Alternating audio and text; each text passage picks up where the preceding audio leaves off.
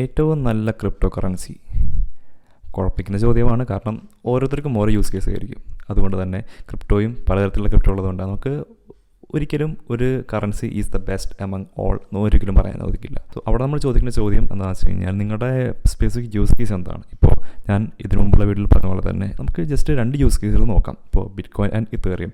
ബിറ്റ്കോയിൻ്റെ use case എന്ന് പറയുന്നത് ഒരു സ്റ്റോർ ഓഫ് വാല്യൂ ആയിട്ടാണ്.